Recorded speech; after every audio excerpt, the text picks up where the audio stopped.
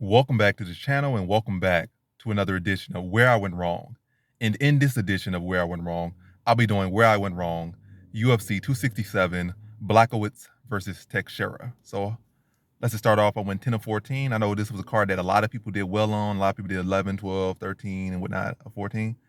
So it's not like phenomenal that I did 10 of 14, but cut out, all the the averages of what people score for the card. Just look at, this overall average and just what's a good consistent accuracy number and whatnot. 10 of 14 is solid. Like that's beyond solid. And it's not about one night, 1 week, or whatever case. And I don't have to really explain this every single week out. But 10 of 14 is solid. If somebody else did great, and a lot of people did great on average, everybody did great. If everybody did 14 out of 14, I did 10 out of 14. It's still 10 out of 14. It's still 10 out of 14. Is all I'm saying. So very solid card.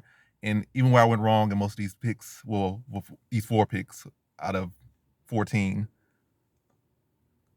I didn't feel too bad about really none of them outside of one.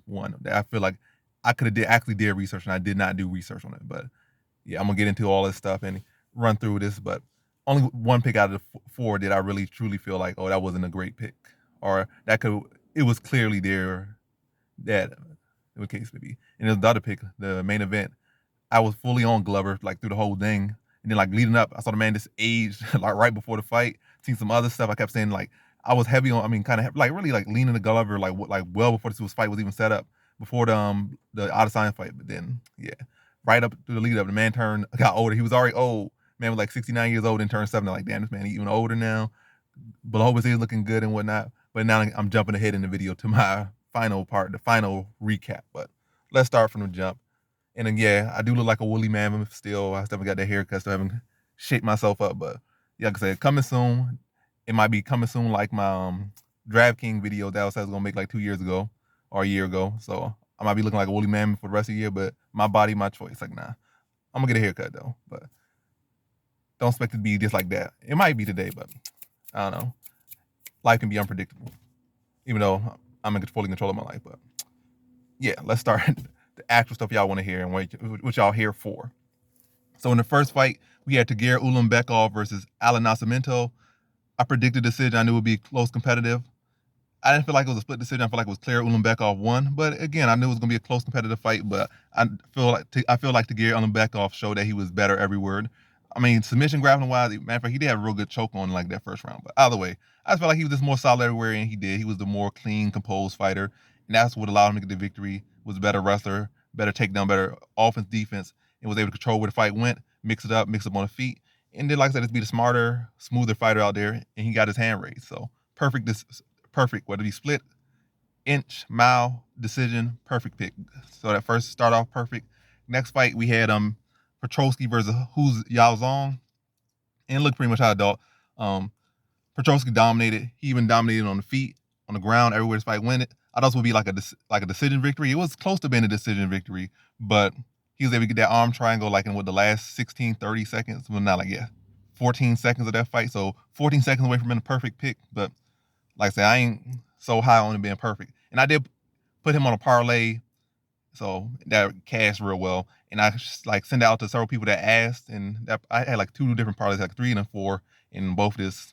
I think he was on both of them, but either way, solid parlay I put on there for him. Close to perfect, but not perfect.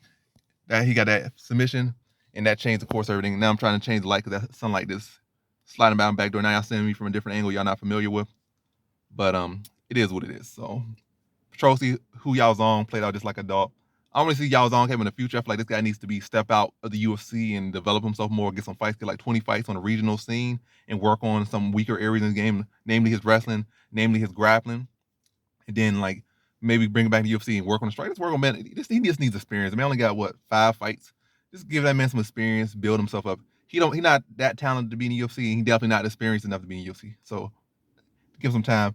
Petrosky looks good. I feel like he'll keep rising up a division, but eventually I feel like he'll run into a brick wall. But as of right now, at this level, he can be a problem for a lot of people. But look good. I don't know why people saying his cardio's so bad. I don't think his cardio's bad, all that bad. But yeah, Petrosky look good. I mean, it has looked bad when somebody actually defend his takedown and make him work. But that's what most wrestlers. You can make them have a hard time, get them a hard time with the wrestling. Wrestling is not something you can do easily. You make anybody struggle to wrestle you, and they're not getting these easy takedowns, able to lay on you and ground and pound you, they're gonna get tired real quick. unless they like Kobe Covington, Kamaru Usman, Khabib, these people up there. You defend like 2-3 of their takedowns, they huffing and puffing. Wrestling is tiring, and you can make them work more while they're wrestling. You don't get tired. So Petrosky, I don't think his wrestling, his cardio anything particularly bad. I think it's about average or a little bit better, but nothing phenomenal as far as cardio for wrestling. But yeah, Petrosky looks solid. Is all I'm gonna say for the level he's at. Next fight we had Lerone Murphy versus Macmon Amir, and how I saw that fight is I thought Macmon Amir always looks real good in the first round typically, but he's a fader.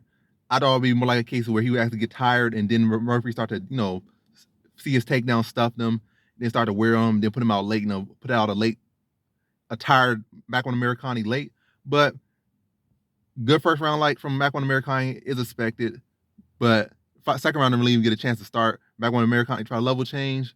Lerone Murphy saw it, timed it, hit him with that step knee when he was trying to, or that counter knee, whatever you want to call it, and Macmon Amir ran right into it. Like he set him up for it, and Macmon Amir ate it. So good performance by Lerone Murphy.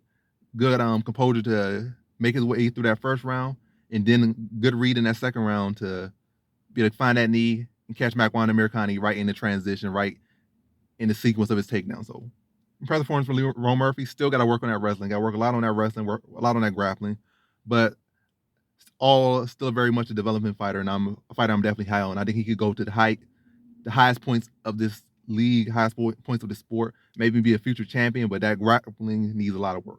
Striking, and then like the overall game needs some work. Grappling definitely the area where it needs the most work, but very, very high on Murphy. Not low on Macmon Amir, but it's looking like he kind of is going to become a middle of the pack fighter, and now has already kind of filled that role. And he's a good guy to test people. He's a good guy to test out some of these grapplers, beat some of these grapplers. But Macmon Amir, I feel like at this point going to stay in the middle, low end of this division until he retires or go to another league and maybe become a champion there. But I feel like Macmon Amir kind of had plateaued. Matter of fact, I think he came in at that level and kind of stayed at that level. Yeah. And now on to our next fight, we had in the light heavyweight division, Mikhail Olekchuk versus Oleksichuk. This name me like it sound like nunchuck, but Mikhail Olekchuk versus Shamil Gamzatov. And this was the pick of all picks. Like, so the first three I went right on. So I was 3-0 on the card to start. And then I became 3-1 when I picked Shamil Gamzatov over Olekchuk or Oleksichuk. Olex J Chuck. I'm gonna keep playing. I'm gonna keep messing with this guy's nunchuck name. But either way, this man, this is where I went wrong. This was literally the pick where I feel worst about picking. Because I really didn't do the research on this one. I'm gonna be honest. I did not do the research on this one. I did not. And I did not say, I didn't put him in parlay. I was like, this guy's so good. In fact, I didn't put high on. I think I did average or low for this confidence on this pick. So I didn't really do my research. I didn't do my due diligence for this pick. And I didn't give it out to nobody. I didn't say this guy sold this guy sold that. It might sound like that, but in the video, under the description where I put my confidence, it was average or low. So it wasn't like I was super high on Shamil Gamzatov. I really have not seen the guy fight too much, and I really just kind of grazed over the fight because I see how weak Mikhail Olekchuk is in wrestling. But scratch the wrestling. Shamil Gamzatov really don't wrestle like that. It's not really his style. He might have some good defensive wrestling. He might wrestle every now and then, but it's not his style. He prefers to strike. And that's what he went out there. He preferred to strike. He tried to strike with Mikhail Olekchuk. And I feel like Mikhail Olekchuk is a much more polished striker. Yes, he might be undersized and all this and stuff, but you're going to stand with him and you're going to go with a more technical, faster hand, better striker. That's what's going to happen. You're going to get picked apart and you're going to get put away unless you use that size and wrestle him. So, and when I look at Shamil Gamzatov, I saw him struggle with, some UFC rejects at this point. What's his name? Eddie Gordon. No disrespect to him, but he is a UFC reject. He got cut from the UFC, and he came off and had that bright career. Like he's about to start off and have a good career and good success. Knew Chris Weidman, trained with Chris Weidman. The gym was doing well. He won the Ultimate Fighter. He thought he was gonna do stuff, but just flat out plateaued and dipped off. Got knocked out a couple times. So yeah, it was like UFC reject. And this other guy that I think was a former light heavyweight, and I don't think he even got a win inside the UFC. So he took some decision and not struggle, but wasn't able to do what he was supposed to do against some guys that got kicked out of UFC years ago. So I was not impressed with the fights I did see when I looked at him. And he did prefer to strike. And his striking, not bad, but nothing all that impressive. I feel like Mikhail Oluk's just a much higher, more technical striker, and that's what shows. So if I would have just did a little bit of looking, matter of fact, looked into his fights a little bit more instead of looking at it on paper and just saying that Russian flag instead of just looking at it a little bit deeper, even a little smidgen of a deeper and giving a little bit instead of just trying to graze over it, that would have been a clear Mikhail Olukchuk pick. That was just me not doing my due diligence at all in that pick. Just saw Russian and saw Gambatov. I mean, just saw Russian and saw Olekchuk's lack of wrestling and being undersized and lean to the Russian. It was, like I said, that was not a good pick at all. And that was poor due diligence on that one. I was kind of rushing, had like 15 fights and had a busy week. So that was one of the picks where I just like, didn't really do too much research. Matter of fact, did zero research on that one outside of eyes glance research. The next fight, this fight probably could have been perfect if the ref actually had a heart and then let this man get butchered out there. But Alonzo Zaleski dos Santos versus Benoit Saint Denis. I knew the man came in, he really hadn't much striking at all. He got a black belt. The other guy he fighting got a black belt. So you got black belts could potentially cancel out, and you got a guy that's just a much more fleshed out fighter, much better striker. And that's what happened. You got turned into mincemeat. Made it to a decision only because the ref didn't care about your well-being. But the fight played out just as I thought. Didn't he say a little bit more grappling success than I thought, but nothing all that impressive. And Zaleski dos Santos turned that man into a punching bag. So just about perfect, minus a finish. And that was another fight on my parlay. Very, very confident lock pick right there. So we're down 4-1. Next fight. This was another fight that did not go my way. We had in the middleweight division, Albert Durarev versus Roman Kopylov. And ultimately, I'm not gonna feel like I said, a lot of these fights on there really outside of one, maybe two out of the four. Really only one. The other two is like a stretch. But out of the four, I'm not gonna feel bad about it. You can maybe say three, but really only one I truly feel bad about was that not Durarev fight, but Olekchuk pick when I picked against them because with limited research or little to no research. But in this one, I ain't gonna feel too bad about it. I saw something I feel like it played out similar to how I thought it would play out, but a close fight, semi-close fight. I knew it would be a close fight. I was like, it'd be a split decision, but I feel like Kopylov striking would be the edge for him in a very close fight. It just went the other way. And Durarev did have some real good success, like with a 10-8 round or something in there. So on some people's scorecard, but either way, it was like a very close fight and played out similar to what I thought it was. It was a cage grab in there and a lot of stuff going on with that fight. But ultimately, if I see something and it don't play, like even if you see something and you do some good research on it, and you get this good intel, and you got a good read for something, it's like I said, it's MMA. It's not always gonna play out your way. But ultimately, I am happy with what I've seen. It didn't get the right results, but I'm happy with what I've seen and the research, and it played out very much similar to what I thought it could play out with. It just ultimately did not go my way. It did not go Kopylov way. It did not go my way. So I'm not going to be all that displeased. For Durarev, I feel like he kind of showed some limitations in his game. And in the future, depending on how they match him, I can see how people I would pick against him. Like, especially some people with some real solid takedown defense and good well-rounded striking games or good well-rounded games and good takedown defense. I can see people beating him in the future. So, some people might still be high on him after this performance. And I'm not necessarily low on him. It gives me future intel to dig back in when he does come up. And Kopylov, he might be a good sneaker underdog pick again. He didn't win this time, but he might cash another time. And depending on how they match him up with, somebody say, oh, he's 2-0 in the UFC. He got submitted by him, got this and that. And they might say, oh, he got poor wrestling defense. But that's not necessarily the reality of it. So he could definitely be a sleeper pick going for it. And Durarev could be a sleeper pick as far as picking against him because we might still be high on him. Like, oh, he's undefeated, he's this or he's that. Or he's not undefeated, but they say he's this and that. And I'd be like, he is, but also you gotta realize that. And that'd be a sneaker pick, like for an underdog pick against him, and an underdog pick for Kopylov, depending how they match. But they probably gonna match Kopylov with some solid dude next, and Kopylov probably go 0-3 and be out of UFC. But depending, definitely some intel right there. And then on to our next fight, we had in featherweight division, Tukhugov versus Ricardo Ramos. And this fight went perfect how I thought it'd go. I feel like Tukhugov is just gonna be more polished, not more polished, but mentally tough and get stronger as the fight goes on. Where I feel like Ramos dips off, and that's what it began. Like competitive first round, probably would lean it to Ramos, but Ramos is a fader. When he started pressuring, start to tag him, start to land on him, he starts to wilt, he starts to get back up. The fight gets tough, he starts to wave the pink slip. So I'm not saying he quit or anything in the fight, but he definitely dipped off. And like as the fight got harder, and Tukhugov dug deep, and full harder, and he accepted that driver's seat, whereas Tuchel clear like this, not Tuchel, but Ramos hopped in the passenger seat when the fight starts to go deeper. So played out perfectly as I thought it would be. So good prediction right here, and also another fight on my parlay. And then to the next fight we had the women's strawweight division, Amanda Ribas versus Verna Jandaroba. And how I saw this fight, I knew it would be a close fight, very close fight, but I had a lot of confidence fight. Even though it was a close fight, it thought it'd be a close fight. It played out in a close fight. I still had a lot of confidence. Kind of, Jandaroba talked about in the lead up, like, I'm no longer gonna be nice to these women, or I don't know what she said, and she gonna let her hands go. I don't know what. I think that's just an excuse. Some people just had tendencies, they don't throw as much. It's not a case of, they were so worried about the opponent, they're such a good woman that she don't want to hurt her people or not. You just simply don't like to let your hands go. That's just in your style. And she did let her hands go a lot more, but in the later rounds, when you need to it's not about how many shots you throw. It's like throw them when you need to throw them. Because you could throw 100 strikes in the first round, but if you only throw 5 strikes in the last round, you might have got a 10-9 or 10-8 round in that first round. But then that third round, the round you need, why are you not letting your hands go? It's not just about letting your hands go. It's about being able to let them go throughout. And also, probably more important than how much you let your hands go or which rounds, it's about when it matters. That's probably the deeper thing. And she did not let her hands go when it mattered. And ultimately, Ribas, like I predicted, was able to just beat her simply by outworking her. That was all it was, outworking her. She don't like to let her hands go. She thought she did enough, but it's not a prize fight. It's not about who did the most damage, who came closest to finishing.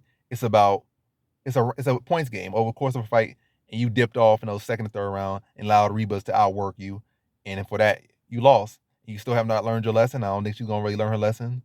She's gonna do well against maybe other grapplers who don't really get that striking fleshed out and not gonna let their hands go, or people that just have poor, weakness in their grappling. She could dominate in grappling. Well, a woman that can, at least match her someone in grappling and outwork her, outdog her, she's gonna lose those fights time and time again with Jandaroba. Ribas on the side, striking defense still poor. So she's gonna have issues rising up to the top of the division. I mean, she's already at the top of the division, but I can't see her being much of a factor in the title picture because her striking defense is terrible, and all the other women have, at the top of the division, have solid grappling defense, solid wrestling defense, and all they can do is stuff her takedowns and turn her to mincemeat on the feet or crack her glass chin on the feet. So they both gonna kind of be stuck in the same position, but both gonna hang around the top, but they both, for their flaws, gonna stick in the same position they are and not be able to elevate until they fix those areas, which I'm not seeing, but as of yet, and I'm not waiting on it either. That's for them not to wait on and build on. For me, that's for me, if they see somebody that could take advantage of it, to pick against them. But I'm not their coach. I'm not their best friend. They got to work on some things, and they still continue to have the same flaws in their game. But Ribas was like the final leg on my parlay, and she cashed. So good. Then on to the next fight we had in the light heavyweight division, Magomed Ankalaev versus Volkan Oezdemir. And this fight played out similar to I thought it would be, but I think it was not close at all, to be honest. I thought it would be a little bit more close than that. I thought Volkan Oezdemir would give him a little bit more fits on the feet. I'm not saying he would have gave him like some super tough fight, but I thought he would have made it close, competitive. But it was competitive, but it was clear that one guy was just in a different league, and that was Magomed Ankalaev. And Magomed Ankalaev was just picking him apart on the feet. I didn't think he would pick him apart that much on the feet. I thought he had to use more wrestling, try to hang on him and lay on him and control him a little bit and wear him down, and then start letting hands go. But from the jump, he was just letting his hands go, look clean, throwing good feints, having good reads, and just good angles. The man was looking nice, looking clean, and looking like a future title contender. Like, I could see him fighting for title by early. I'm not saying early next year because it's some politics going on, but definitely by next year. I mean, definitely 2022. I could see that man getting a title shot. So, man, looking good, looking clean. Probably one of, and has been for a good minute, one of the people I've been highest on in this division. So, good luck from Magomed Ankalaev. Volkan Oezdemir going to continue to be the same, be in the same spot at this point in his career. He did at one point and really improve on his wrestling, and that allowed him to get some real good wins and have a good resurgence. But now I think it's a case of the division going to pass him by. Like, you got all these young big guys coming out, and they're getting elevated and stuff in their skills, and it's like Volkan Oezdemir can only improve so much, and I think some of the stuff that's going to be stuck with him. And yeah, I just feel like Volkan Oezdemir going to be in the same spot. I don't think you see him as a future title challenger anymore. At best, he's going to be a mid to low tier gate guardian, or maybe high. I don't know. Either way, the man gate guardian at this point. But no disrespect, this is what it is. What it is. It's just a term. It's not saying you're a poor fighter or anything like that. It's just the guys in the division, just simply, or at least guys that's rising up division that's going to be in the picture just simply beyond him at this point, and he's not catching up. Now to our next fight, we had in the welterweight division, Khamzat Chimaev versus Li Jingliang or Jingliang. And Khamzat right there just flat out dominated Li Jingliang. He just went out there, scooped that man up like he was a package, and delivered him to the ground and tapped him out. He made it look very, very easy. He was talking, having whole commentary, and even like Li Jingliang was a personality, like he was just an object. And Li Jingliang was so like focused into the fight and stuff, and like so locked in. But the whole time, Khamzat Chimaev was like somewhere else where he was carrying him around, talking and stuff, and just played with him, dominated him. I thought it'd be a little bit more competitive. Like, matter of fact, I thought it would be competitive. It was not competitive. I'm not gonna say a little bit more competitive. I thought it would be competitive. That fight was not competitive. It was a cakewalk. So I can't say there was no competition in that fight. That was a display. That was a showcase. It was Li Jingliang. I don't think he landed a shot. He didn't do nothing impressive. He didn't do nothing to be happy about, be credible about. Nothing. I mean, he kind of tried to defend that takedown. He kind of worked, defended it for a brief bit of time, but yeah. I thought it would be a little bit more competitive, a little bit more competitive. I mean, I'm going to stop saying a little bit because it was not competitive. I thought it would be somewhat competitive because it was not at all competitive. So I'm very high on Khamzat Chimaev, and I could definitely, this man, it's not about I definitely could see. This man will be fighting for the title, whether it be at middleweight or welterweight, probably by the end of 2022. And I think he's a very big threat for Kamaru Usman. And I definitely think, how Kobe Covington and Usman were like 1A, 1B for a long time, even before they won the belts or before they won belts. I think Khamzat Chimaev, without a doubt, will erase Kobe Covington from that position and make Kobe Covington like Paulie Malignaggi instead of a 1A, 1B. Right now, Covington still kind of holds that 1A, 1B with Usman. Like, they're both good and they both fought in a very competitive fight, like neck and neck. But I think Usman gonna smack Kobe Covington up in that rematch, and then Covington gonna try to rebound. He gonna run into one of these up and coming Russians, and then they gonna make him look like Paulie Malignaggi when they dominate him. So yeah, so Khamzat coming up, very impressed, very impressed. Probably the most, matter of fact, the most impressive performance of the night, and probably of the year, to be honest. Well, of the night, because of the year, Li Jingliang is a solid fighter, but it's not like he came in. It was such a shocker that he beat Li Jingliang. It's not no big shocker. So in this case, he did that to somebody that's really was supposed to give him such a good challenge. Did not have been different thing, but Li Jingliang was never supposed to be like, oh, this guy's gonna give him such a great challenge. It was never that case. You just thought it was just a bigger name, I guess, to an extent. But good performance from Khamzat Chimaev. Very impressed with him. Very, very impressed with that man. And now to our next fight we had in the heavyweight division.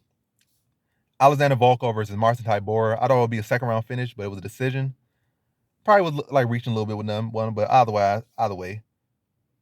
Another correct pick. I had the Khamzat fight correct because most people have just about everybody had correct. The Volkov fight, Volkov versus Tybor. I thought he would be able to catch Tybor entering a lot more, but it turned to a pretty tiring point fight. I don't know if Volkov didn't do his cardio training or didn't do no strength conditioning in that fight, or just didn't do much conditioning because he was very tired probably by the end of the first, and just was laboring in there. Matter of fact, both guys were tired. Like, they had so much respect, had so much thoughts on their mind. They were just overthinking out there, and they both were just mentally gassed and physically gassed. And Volkov just ultimately just drew more, was able to stuff the takedowns pretty well, got a takedown at the end of the first, and was able to just do it just a little bit more and got his hand raised over Tybor. Not a whole lot to say, not ultra impressed by either guy, but what all I will say is none of these guys is making anybody in that title picture worry right now. Right now, they're not even thinking about him, to be honest. Ciryl Gane already beat Volkov. I think he'll beat him even easier now. Matter of fact, like, that man looked like that. I'll dominate him now. I'll stop him next time. Tybor, yeah, nobody worked. Like I said, the Ciryl Ganes, Ngannou, Stipe's, watching both of them fight, they ain't impressive. And I feel like even at this point, Curtis Blades would, yeah, he would beat both of those guys. Has already beat Volkov, would beat Tybor. Derek Lewis probably knocked both of them out again.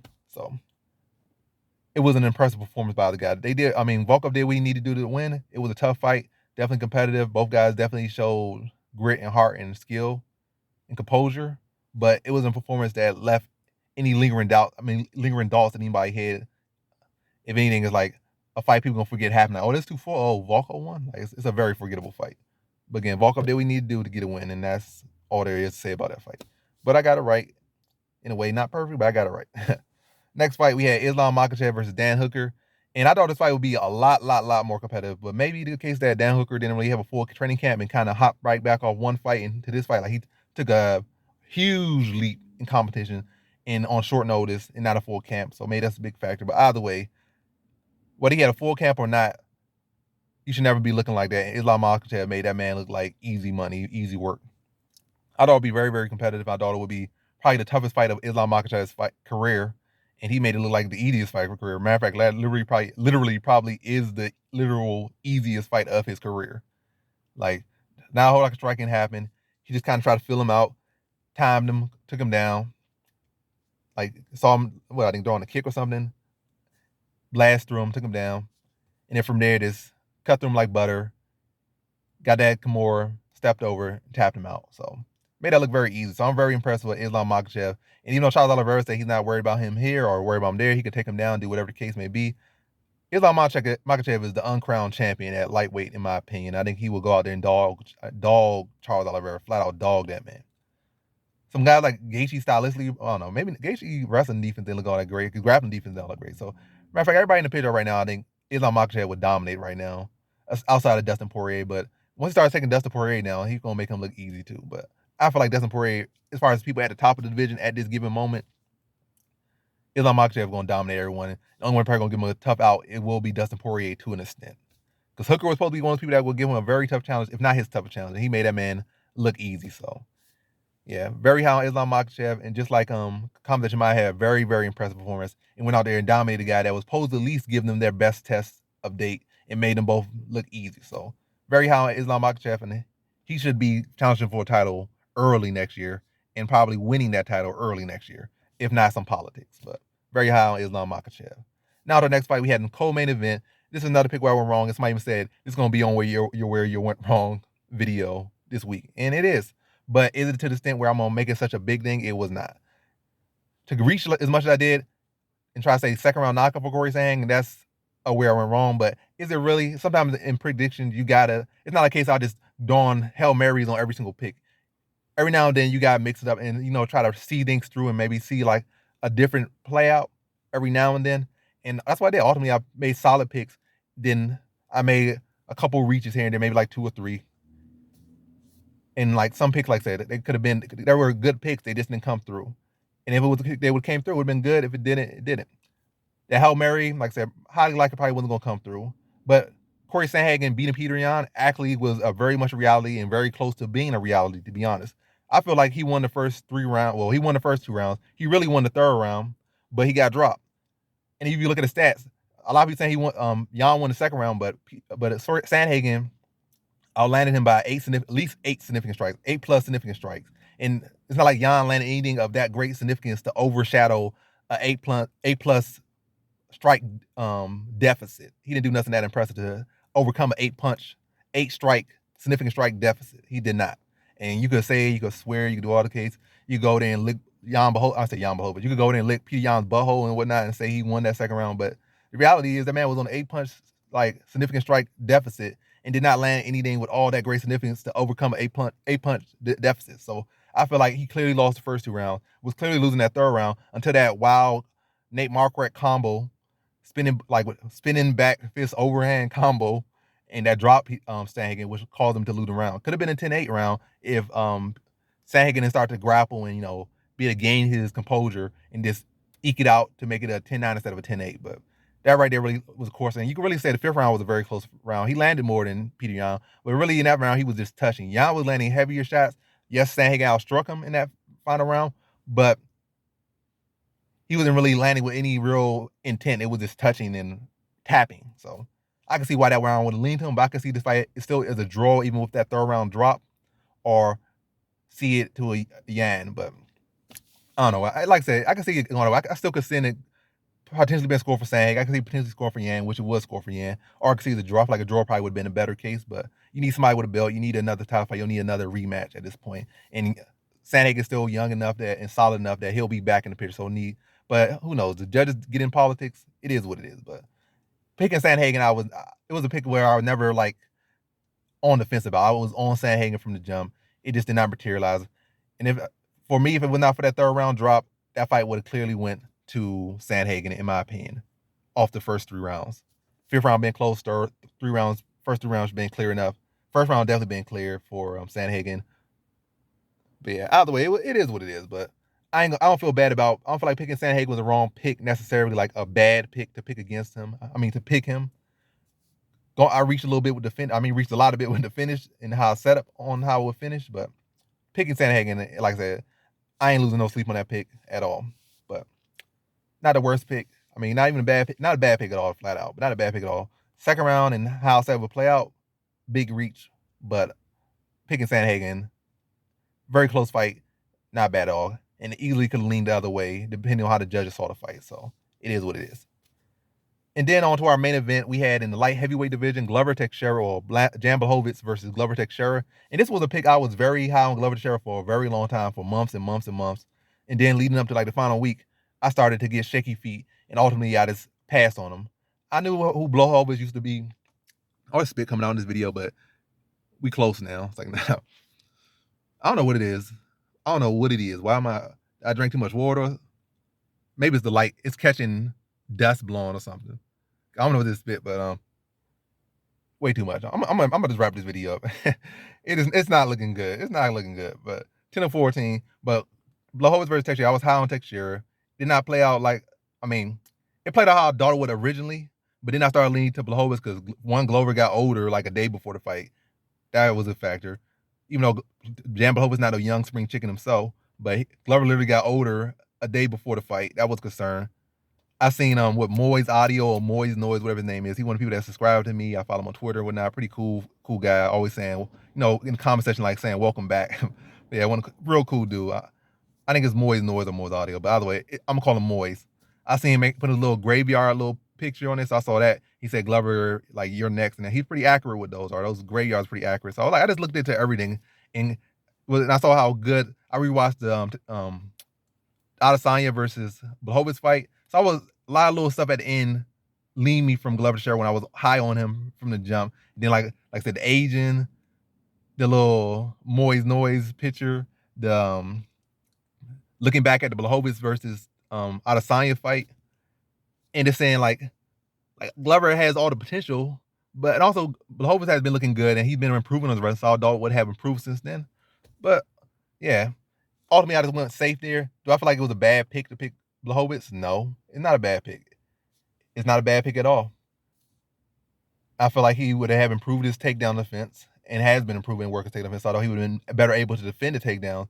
On feet, I knew it would be a close, very tight fight. I never was one of the people saying, "Oh, he's gonna run through Glover. Glover old. Glover about to get destroyed. Glover about this. Glover about this." I thought like, this is gonna be a close fight. I even said low confidence in the video. I said it's gonna be a low confidence pick, but I feel like it's gonna be a very, very tough fight. But Blachowicz is gonna win simply being able to stuff the takedown and be able to land the flusher shot. So not a bad pick, but Glover to say, forget your improvements. I'm gonna take you down, make you look like who you used to be. Matter of fact, I'll make you look worse than you used to be. And Glover beat him easier than he beat everyone to get to him. So he kind of channeled that Khamzat Chimaev, Islam Makhachev, where this is supposed to be your toughest fight on your streak or whatever you're doing, and he made it look easy. Blachowicz had maybe landed one good strike. Outside that, Glover landed the better strike, hurt him, took him down every round, the first and second round. Like I said, made the fight look very, very easy for him. So, but ultimately don't feel bad about that pick necessarily. I feel bad about switching up last minute to some due to these little small factors. Well, I mean, age is not a small factor because age beats everyone. Age is undefeated, so that's not a small factor. But just seeing a little picture and whatnot on the internet and watching the old fight, I mean, yeah, I can feel bad about it, but ultimately, I don't feel like I made a bad pick and this went for like high confidence on Blachowicz. And ultimately, it was a pick I avoided. I didn't bet on it. I just avoided it. Like I said, I was low confident on it. I was confident on Glover. Then some stuff changed me from a high on, or like pretty high on Glover to Blachowicz via low confidence. And it is what it is. Like I caught up on the thing, but ultimately, I feel like I took it and made the smartest pick I could make, or what the most confident, or pick most likely. But like I said, Glover's went out there and made the man look easy. He made it look easy. Like he just made Blachowicz made no improvements at all. It's like made him look like Blachowicz was when he entered the UFC and when he was getting taken down and controlled by everybody. But as far as Blachowicz, I don't really see him getting back in that title picture. And I see Glover probably losing that fight to Yuri Prochazka. I see Prochazka having a lot of Gustafsson-like features where, his takedown defense might not be all that great. His grappling might not be all that like proper. Like he's hard to hold down. He pops back up. Like they might not be textbook, but he's big, he's huge, he's unorthodox, he'll get back up. On feet, he's an artist out there. And I just feel like it's gonna probably look similar to the Gustafsson fight when Glover fights him. And Gustafsson Prochazka probably gonna go out there, stop Glover, and Glover's gonna retire. Prochazka gonna have a title, probably defend it for a couple times. He's gonna start to fight the Ankalaevs and the what's his name, Ankalaevs and the Rackets and the world until some other guy comes up. But yeah, I definitely see Glover losing that title in his next fight unless he fights somebody else. But if he fighting Prochazka or Rakic, I see him giving up the belt. But good performance from Glover. Very happy to see that man get the belt.